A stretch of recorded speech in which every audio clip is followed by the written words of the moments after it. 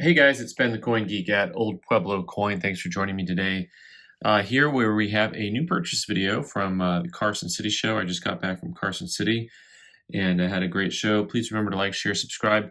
Also, for those of you who are just kind of stumbling across this, we have a full-time shop. So when I'm showing you new purchases, they will end up in our inventory. And if they're still available by the time the video drops, then what happens is there will be links to the individual coins in the description of the video. So you click on the title of the video and go from there. So guys, look at this guy, 1919. I just thought this guy was very attractive.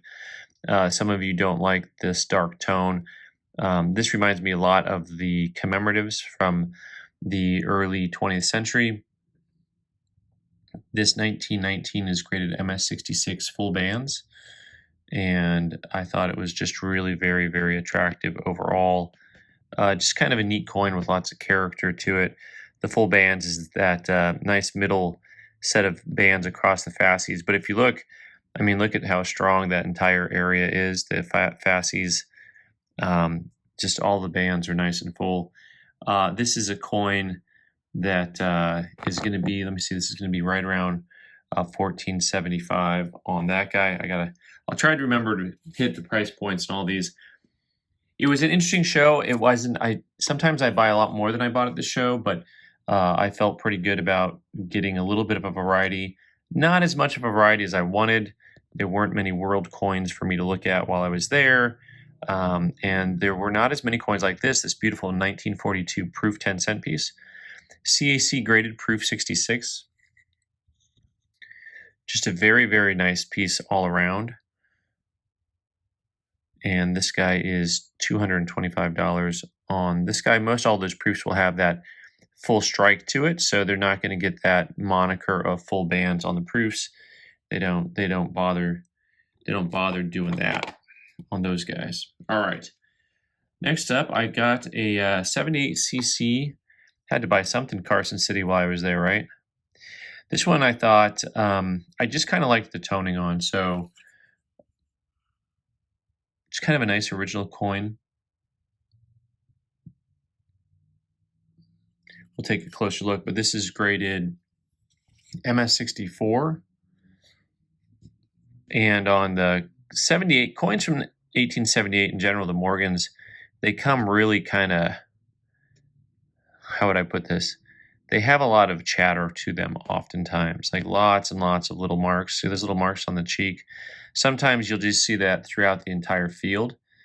And I thought this was a pretty fun looking coin. I liked the eye appeal on it. There's your double C's. You know, very nice original looking piece. I did try to buy coins once again that I felt like had a nice look to them.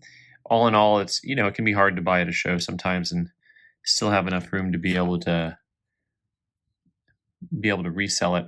So this coin is $8.50 on that guy. I bought a couple of Indian cents, and I always like Indian cents. There's a lot to look at. One of the things that's fun about looking through a box of inventory is you kind of get to see stuff and say, okay, that coin is one that I like. This is an MS64 red brown on the 1866. And it has the little cacarino there, the green bean. And just an all around very pleasing coin. This is $11.50, $1,150 on this guy.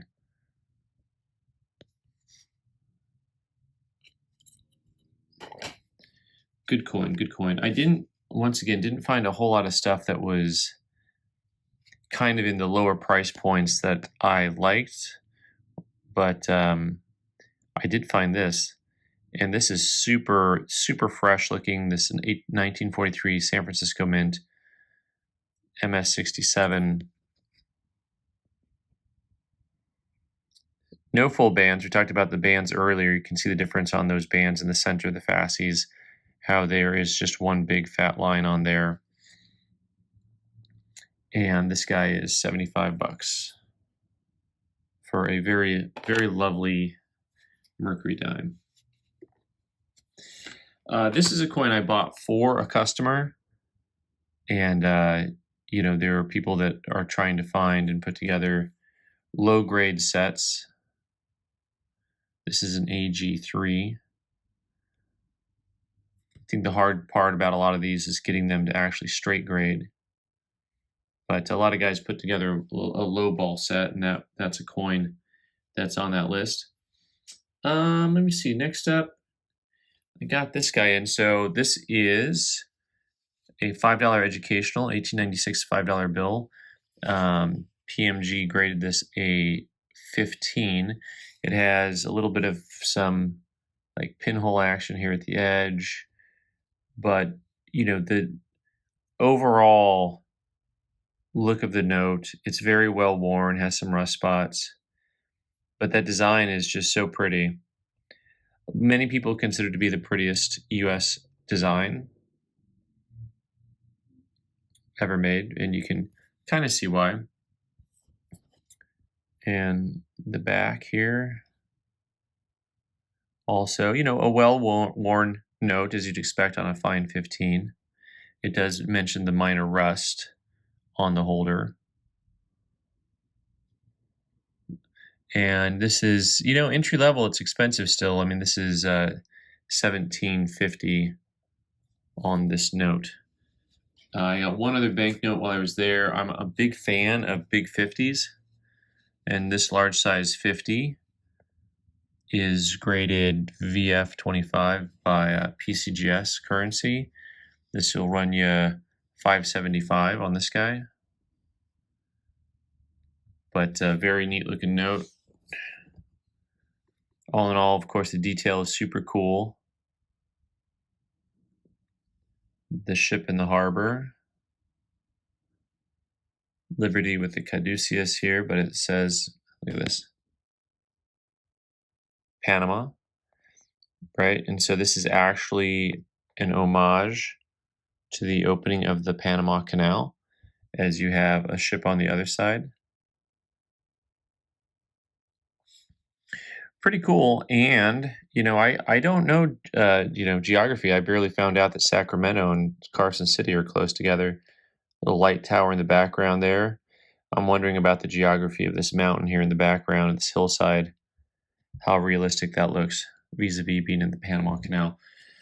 All right, back to the beach, y'all. Let's look at some coins so sweet, y'all. We've got this 1873. This one is interesting. This actually has a planchet crack at 5, and that's not the time of day. Let me see if I can get my 20 power and get a better view of that. So the planchet is the piece of metal that the coin is struck from, and so you can see that right by where they've got their little peg here to hold the coin in place, you'll see that metal, the way it separates from itself. 1873 is a better date. This is, you know, MS64 red brown. Once again, like the other Indian cent, I felt like it had a really nice original look to it. And this guy is $875 on this guy. Kind of a neat piece.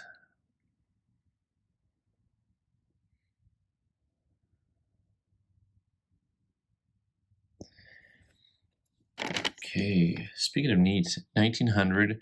Speaking of Carson City, this is 1900 O over CC, graded AU55 with the CAC green bean on there.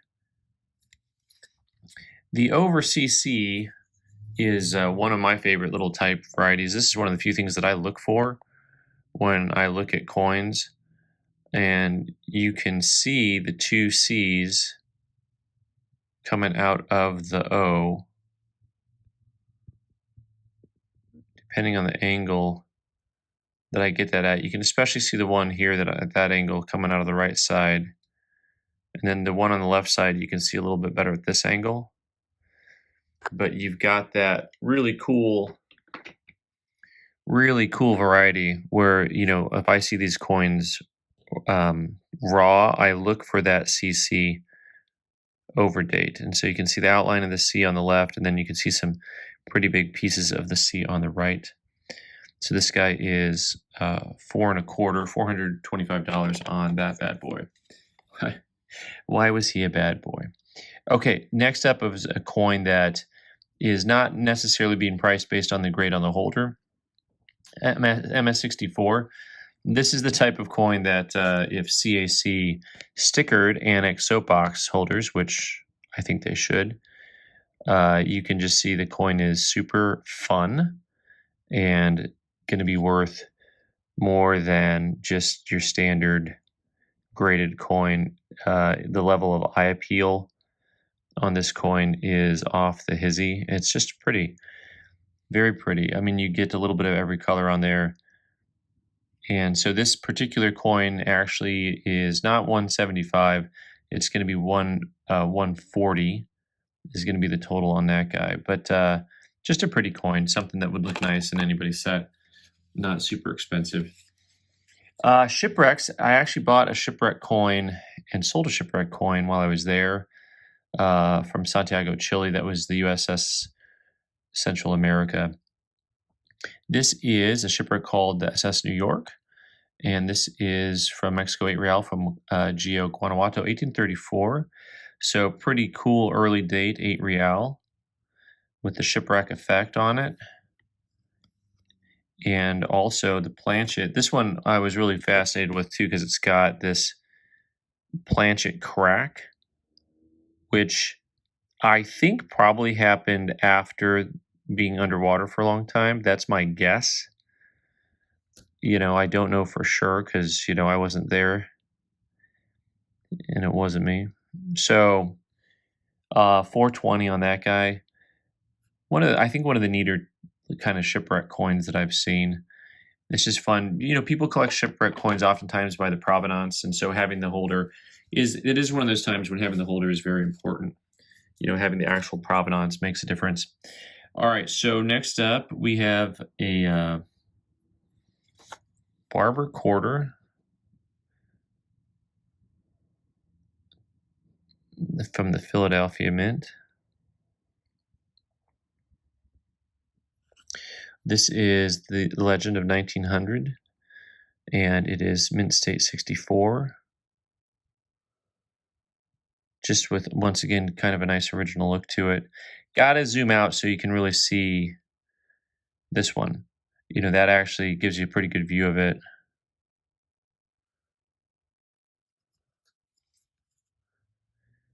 But you've got to be able to see how the luster flows on that. This guy is 575 on him. All right, so this was fun. So this next coin here, I got from a dealer. This is 91.0, one of my favorite coins to hate. The 91.0s come as flat as a pancake, but oftentimes come beautiful. And this coin is, I think, beautiful. I mean, technically beautiful. It has very few marks to it and just a super complete look to it. Now, having said that, the dealer that I got it from, he's not the kind of guy who really sends a lot of stuff. Like, he's not a guy who cracks a lot of stuff. He's not some idiot on YouTube. So, but he actually wrote shot coin on it, which usually what that means is it's like an MS64, but it has a shot at being an MS65. And this is a coin that has a huge spread from 64 to 65. It goes from a $700 bid to a $3,500 bid. And I'm going to price this coin at $900. Going once, going twice. Y'all can fight for it, and I hope, you know, if you're as dumb as me and send it in, then you get what you get and you don't throw a fit. That's how that goes.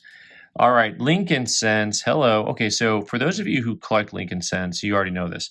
For everybody else, let me tell you something. The 1920s Lincoln Cents with mint marks are brutally hard to get. This is an MS64 red-brown coin, and I know it's got a little bit of spotting to it, but also just the overall tone of the coin was super duper red, even though it's graded red-brown. And I'm not arguing that it's a red coin, but I'm just saying it's very red.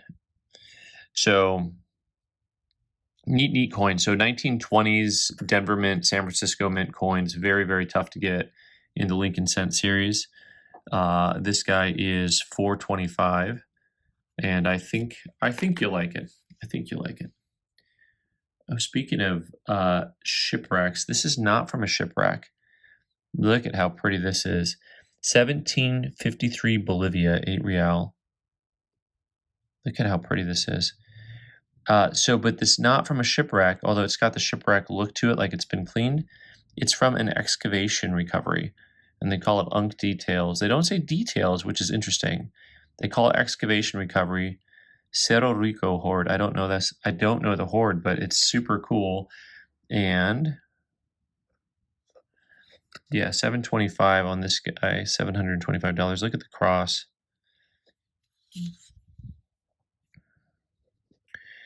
1753, and I'm all sideways, but that's the. I stop myself as I say that's the date. That should be the date right there. And just so cool. Look how chunky these guys are. Yeah, 7.25, 8 real.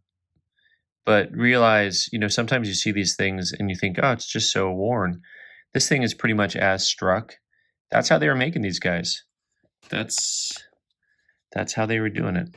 So 7.25 on that guy. Next up, now for something completely different. Okay, so this was fun because this is an 1865 proof 3-cent nickel piece. I don't know the mintage on these offhand, but most of your proof coins from the middle 1860s through the early 1900s had mintages of like that 500 to 1200 range. And oftentimes only the first 100 coins or so would have any cameo look to them at all. And so this is graded proof 63 cameo. And I thought it was kind of cool because it's good to get a cameo. And it's really a low grade cameo.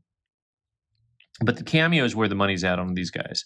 So usually if you're getting a cameo, lots of times it'll be a higher grade. Also, this portion back, that is not a scratch. That is in the planchet. Let me get my 20 power out and you can look.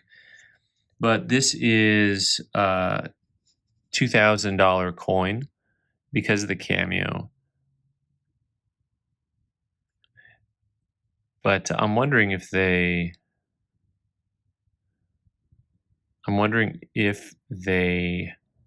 called it a 63 because of that little area in the back. I'm looking at it again closer.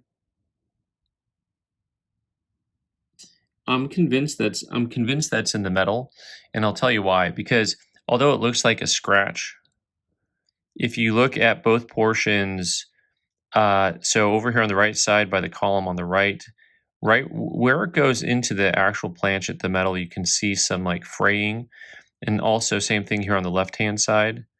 The way that it interacts, you see the very beginning of this, where the far left column is, and the way the metal kind of pulls up. That is from some type of an interior type mark to it. Anyway, enough of me. It's a cool coin. Very, very neat. I liked it. All right, I bought a bag fragment. So for those of you who don't know, this is the coins that they're getting certified. And they'll have a little piece of the bag up here. I only bought one. I bought one because it had just a little bit of like the ink on it. And I just, for whatever reason, have decided that that's cool. And so this is $120 on this guy. This 1942. They don't guarantee the coin comes from the bag. They guarantee that the bag is for 1942 Waka Waka Wakas. Last but not least, I had a lot of fun with these. These, if they don't sell, I will probably just keep them. Soap boxes that have ancients in them. I thought that is so cool. And these are $200 coins. I think I've got 3 of them and something else to look at. This is a fun. So we got Diocletian. They had a little group of these, A.E. Follis, and just thought they were neat. I like finding old holders with kind of odd stuff in them.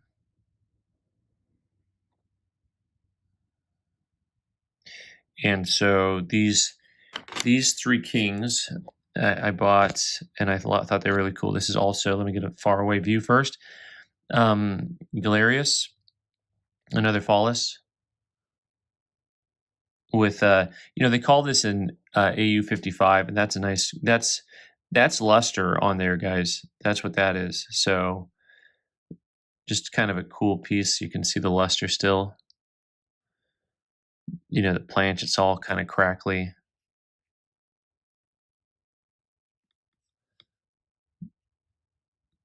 So 1, 2, 3, 1, 2, 3. Here's the last one. And then I've got one more cool coin to show you that was also in a soapbox. Another Galerius. This one they called a 45. Actually very similar to the other coin, the fact that it has luster on it.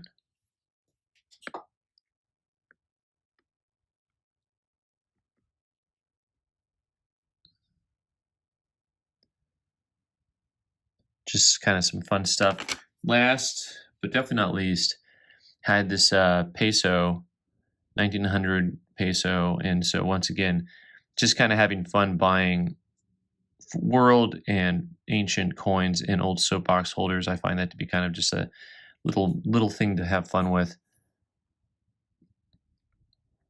And this guy is 2 1/4, but really a pretty coin all in all. Very flat strike to it.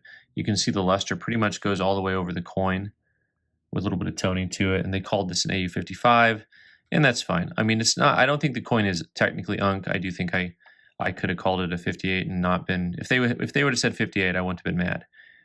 Very pretty coin. All right, guys. Hey, thanks for being here today. I'm Ben the Coin Geek. You can subscribe by clicking on the owl button in the corner and watch more videos on the right side of the screen. Thanks.